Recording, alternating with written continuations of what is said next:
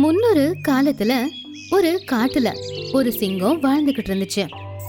அந்த சிங்கத்துக்கு சில மந்திர தந்திரங்கள் எல்லாம் தெரியும். ஆனா சில நாட்களா அந்த சிங்கம் ரொம்ப சோகமா இருந்துச்சு. ஒரு நாள் குளத்துக்கு பக்கத்துல சோகமா நின்னுக்கிட்டு இருந்த சிங்கத்தை பார்த்து அதோட மனைவி, என்ன ஆச்சுங்க? ரொம்ப நாளா நான் பாத்துக்கிட்டு இருக்கேன், நீங்க ரொம்ப சோகமாவே இருக்கீங்க. கொஞ்ச நாட்களா என் சகோதரன் ரொம்ப ஞாபகத்துக்கு வரா. நான் அவன் கூட காட்டுல சின்ன வயசுல எப்படி எல்லாம் விளையாட தெரியுமா? அவ்வளவு கஷ்டமா இருந்தா நீங்க அவங்கள போய் பாத்துட்டு வாங்க. ஆனா எப்படி?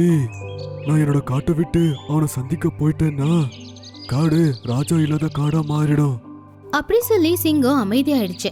அப்புறமா கோவமா அதோட மனைவியை பார்த்து சொல்லுச்சு, நான் உன்னையும் காட்டுல தனியா விட மாட்டேன். ஏன்னா நீ ஒண்ணுமே பண்ண மாட்ட.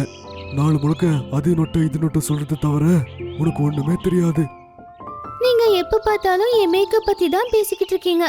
அட, நான் இந்த காட்டுக்கு ராணி. பார்க்க கொஞ்சமாவது அழகா இருக்க வேண்டாமா? என்கிட்ட உங்க பிரச்சனைக்கு ஒரு நல்ல ஐடியா இருக்கு. என்ன ஐடியா? உங்களுக்கு தான் மந்திர தந்திரம் எல்லாம் தெரியுமே. உங்க மந்திர சக்தியை பயன்படுத்துங்க. நானும் பேசாம உங்க கூட வந்து உங்க தம்பியை பார்த்துட்டு வரேன். நீ அப்பப்போ அறுவைக்கிட்ட வேலைய பண்ணிக்கிட்டே இருக்க.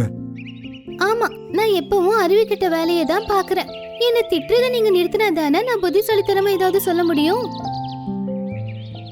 சிங்கம் மனைவி கேட்ட கேள்விக்கு பதில் சொல்லாம அதோட குகைக்குள்ள போயிடுச்சு. அதுக்கப்புறம் மந்திரம் சொல்ல ஆரம்பிச்சது. சீக்கிரவா சீக்கிரவா, மந்திர முகமே வா வா. சிங்கம் இப்படி மந்திரத்தை சொல்ல ஆரம்பிச்சதும் அதோட குகைக்குள்ள சிகப்பு நிறத்துல ஒரு புகையும் உருவாச்சு. கொஞ்ச நேரத்துல அந்த புகைக்குள்ள இருந்து ஒரு பெண்மணி தோன்றி வெளியே வந்தாங்க. என்ன எதுக்கு வர சொன்னீங்க காட்டு ராஜா? என் பொண்டாட்டி கூட என் சகோதரனை சந்திக்க நான் போயிட்டே இருக்கேன். சரி, உங்களை யார் தடுத்தது? போங்க, என்னைய கூப்பிட்டீங்க. அப்போ சிங்கம் அவங்க கிட்ட அதோட கஷ்டம் எல்லாத்தையுமே மனசு விட்டு சொல்லுச்சு. ஓஹோ, இதுதான் விஷயமா? ஏன் கவலைப்படுறீங்க? என்கிட்ட உங்க பிரச்சனைக்கான ஒரு தீர்வும் இருக்கு. நீங்க எதை பத்தியும் கவலைப்படாம உங்க மனைவியை கூட்டிக்கிட்டு உங்க தம்பி எங்க இருக்காரோ அவரை பார்க்க போங்க. நான் உங்க குகைக்கு வெளியில உங்கள மாதிரியே ஒருவர் இருக்கிற ஒரு மெழுகு சிலைய வச்சிடுறேன். இது என்ன ஒரு ஐடியா? வெயில்ல அந்த மிளகு கரைஞ்சு போயிடுச்சுன்னா அப்புறம் மான மருத எல்லாமே போயிடும். நீங்க கவலைப்படாதீங்க. நீங்க உங்க காட்டுக்கு திரும்ப வர வரைக்கும் உங்க சிலைக்கு எதுவுமே ஆகாம பாத்துக்கிறது என்னுடைய பொறுப்பு. அப்படி அவங்க சொன்னதை கேட்டு சிங்கம் சிங்கராணிய கூப்பிட்டுக்கிட்டு சந்தோஷமா தம்பிய பார்க்க போச்சு. அப்ப சூனியக்காரி அவங்களுடைய மந்திர சக்தியால குகைக்கு வெளிய சிங்கத்தை போலவே ஒரு மெழுகு சிலைய உருவாக்குச்சு. அது பார்க்க அப்படியே சிங்கம் மாதிரியே இருந்துச்சு. இப்படி இருக்கும்போது ஒரு நாள் காட்டுல இருக்கிற குளத்துல விலங்குகள் தண்ணி குடிச்சுக்கிட்டு இருக்கும்போது அந்த இடத்துக்கு நீல நிறத்துல இருக்கிற ஒரு பெரிய பூனை வந்துச்சு. எனக்கும் ரொம்ப தாகம் எடுக்குது. நானும் உங்க கூட சேர்ந்து இங்க தண்ணி குடிக்கலாமா? நீ இந்த காட்டு பூனை மாதிரி இல்லையே. அப்புறம் பூனையோட நீ கொஞ்சம் பெருசாவே இருக்கிற. நீ எங்கிருந்து வந்திருக்க? நான் பக்கத்துல இருக்கிற காட்டுல வாழ்ந்துகிட்டு இருக்கிற பூனை. நாங்க மத்த காட்டுவாசிகளை எங்க குளத்தை தொடறதுக்கு விடவே மாட்டோம். பூனை போகுதுன்னு நான் உன்கிட்ட பொறுமையா கேட்டா நீ இந்த குளத்துல தண்ணி குடிக்க கூடாதுன்னு சொல்ற. நீ என்ன இந்த காட்டுக்கு ராஜாவா? நான் ஏன் உன்கிட்ட சம்மதம் கேட்கணும்? இப்படி சொல்லி அந்த பூனை குளத்துல இருக்கிற தண்ணிய குடிக்க ஆரம்பிச்சது. அதுக்கப்புறம் அங்கிருந்து போயிடுச்சு. அடுத்த நாள் மதிய நேரம் நரியும் நரியோட மனைவியும் மதிய சாப்பாடு சாப்பிட்டுக்கிட்டு இருந்தாங்க. அப்ப அந்த நீல நிறத்துல இருக்கிற பூனை அவங்க பக்கத்துல போச்சு. யாருன்னு? நீ இந்த காட்டுவாசி மாதிரி இல்லையா? நான் பக்கத்து காட்டை சேர்ந்து பூனை. எனக்கு இந்த நேரம் ரொம்பவே பசிக்குது. அதுக்கு என்ன பண்றது? மரியாதையா உங்க சாப்பாடு என்கிட்ட கொடுத்துட்டு நீங்க ரெண்டு பேரும் இங்க இருந்து போயிடுங்க. இங்க பாரு பூனை, ஒழுங்கா போயிடு, இல்லனா நாங்க ரெண்டு பேரும் சேர்ந்து ஒன்னு அடிச்சே கொன்னுடுவோம். அதை கேட்டதும் அந்த நீல நிற பூனைக்கு கோவம் வந்து உடனே அந்த ரெண்டு நரிங்க மேலேயும் பாஞ்சு புருஷ பொண்டாட்டி ரெண்டு பேரையுமே அது காயப்படுத்துச்சு. அதுக்கப்புறம் அவங்களுடைய சாப்பாடு எடுத்துக்கிட்டு அங்கிருந்து போயிடுச்சு. நீ எதுக்கு பிரயோஜனப்பட மாட்ட. ஒரு பூனையை உன்னால சமாளிக்க முடியல. நான் இன்னி வரைக்கும் இந்த மாதிரி ஒரு பூனையா பார்த்ததா இல்ல. அன்னையிலிருந்து நீல நிறம் பூனையோட அட்டகாசம் அதிகமாக ஆரம்பிச்சது. அது யாரோட சாப்பாடு வேணும்னாலும் திருடிக்கிட்டு போய்கிட்டு இருந்துச்சு. அந்த பூனையோட தொல்லை தாங்க முடியாம காட்டுல இருக்கிற எல்லா விலங்குகளும் ஒன்னா சேர்ந்தாங்க. அந்த ஆப்பிரிக்கால வந்த நீலவண்ண பூனை எல்லாம் நம்ம காட்டுல அதிகமாகிக்கிட்டே போகுது.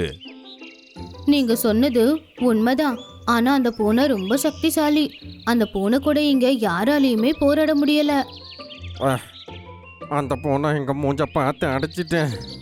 என்ன காயம் படுத்துருச்சேன். எப்பவும் மூஞ்சி வலிக்குது தெரியுமா? போதும், ரொம்ப ஆயிடுச்சு. அந்த பூனைய பத்தி நாம இந்த காட்டு ராஜாவுக்கு சொல்லி ஆகணும். இனிமே நாம சும்மா உட்கார கூடாது. அப்ப மறுபடியும் மரத்து மேல இருந்து அந்த நீல நிற பூனை அவங்க எல்லாருக்கும் முன்னாடி வந்து குதிச்சு நின்னது. அப்புறமா கோவமா சொல்லுச்சு, ஓஹோ, நீங்க எல்லாரும் என்ன எதுக்கு ஒன்னா சேர்றீங்களா? என்ன பத்தி காட்டு ராஜா கிட்ட கம்ப்ளைண்ட் பண்ண போறீங்களா? போங்க, அதையும் செஞ்சுக்கோங்க. யாருக்கிட்ட வேணும்னாலும் என்ன வேணாலும் சொல்லிக்கோங்க. நான் யாரை பார்த்து பயப்படல. அப்போ யானை ரொம்பவும் கோவமா பல்ல கடிச்சுது. அப்புறம் சொல்லுச்சு, நீலவண்ண பூனைய, எங்க காட்டோட ராஜா பத்தி உனக்கு தெரியாது போல. அவங்களுக்கு நீ பண்றதெல்லாம் தெரிஞ்சு போச்சுன்னா அப்பவே உன்னை கொன்னு போட்டுருவாங்க. அது என்ன கொல்றது? நான் உங்க எல்லாரும் கண் முன்னாடியும் அந்த சிங்கத்தை கொன்னு காட்டவா? உங்களுக்கு நம்பிக்கை இல்லைன்னா நீங்களே கூட வாங்க. அதை கேட்டு எல்லா விலங்குகளும் ஆச்சரியமா அந்த பூனைய அப்படியே பார்த்தாங்க. கொஞ்ச நேரத்துல எல்லா விலங்குகளும் சிங்கத்தோட குகைக்கு முன்னாடி போய் நின்னுச்சுங்க. அதோ குகைக்கு வெளியில தானே நின்னுக்கிட்டு இருக்காரு உங்களுடைய சிங்கராஜா. உனக்கு என்ன கண்ணு தெரியாதா? இப்போ நான் உங்க சிங்கராஜாவை அழிக்க போறது நீங்க எல்லாரும் கண்ணார பார்க்க போறீங்க. அப்படி சொல்லி அந்த நீல நிற பூனை குகைக்கு வெளியே இருக்கிற சிங்கத்தோட மெழுகு சிலை பக்கத்துல ஓடி வந்துச்சு. அப்ப திடீர்னு சிங்கம் மூச்சு விட ஆரம்பிச்சுது. நீ மெழுகு சிலை தானே? உண்மையான சிங்கமா எப்ப மாறின? நான் என் கண்ணார பார்த்தனே நீ காட்டை விட்டு வெளியில போறத. அப்போ ஒருத்தங்க வந்து உன்ன மாதிரியே இருக்கிற ஒரு மெழுகு சிலைய இந்த குகைக்கு வெளியில வச்சுட்டு போனாங்களே. அப்போ அந்த குகைக்கு வெளியில சிகப்பு நிற புகை உருவாச்சு. அந்த புகைக்குள்ள இருந்து அந்த சூனியக்காரி மறுபடியும் வெளியே வந்தாங்க. என்ன நீல நிற பூனையே, நீ செய்யற எல்லாத்தையும் நான் கவனிச்சுக்கிட்டு தான் இருக்கேன். நான் இங்க நடக்கிற எல்லா விஷயத்தையும் ராஜா கிட்ட சொல்லிக்கிட்டு தான் இருந்தேன். எனக்கு தெரியும் ஒரு நாள் இங்க இருக்கிற எல்லாரையும் கூட்டிக்கிட்டு நீ அந்த மெழுகு சிலைய தாக்க வருவ அப்படின்னு. அதனாலதான் நான் உனக்கு ஒரு சர்ப்ரைஸ் ஏற்பாடு பண்ணிருந்தேன். உன் முன்னாடி இருக்கிறது மெழுகு சிலை இல்ல, அதுக்கு பதிலா உண்மையான சிங்கம். என்ன மன்னிச்சிடுங்க சிங்கராஜா, நீங்களும் இவங்களும் பேசிக்கிட்டு இருந்ததை உங்களுக்கு தெரியாம நான் கேட்டேன். நீங்க காட்டை விட்டு வெளியே போறதையும் நான் பார்த்தேன். அந்த வாய்ப்பை நான் பயன்படுத்திக்கிட்டேன். நான் கொஞ்சம் அதிகமாவே கற்பனையில வாழ்ந்துட்டு போல. என்னை விட்டுடுங்க, நான் என்னுடைய காட்டுக்கே போயிடுறேன். நீ பண்ணது மன்னிக்க வேண்டிய தப்பு இல்ல நீலவண்ண பூனைய. அப்படி சொல்லி சிங்கம் அந்த பூனைய அப்படியே கொன்னுடுச்சு. அப்படி அன்னையிலிருந்து காட்டு விலங்குகள் எல்லாருமே சந்தோஷமா வாழ்ந்துகிட்டு இருந்தாங்க.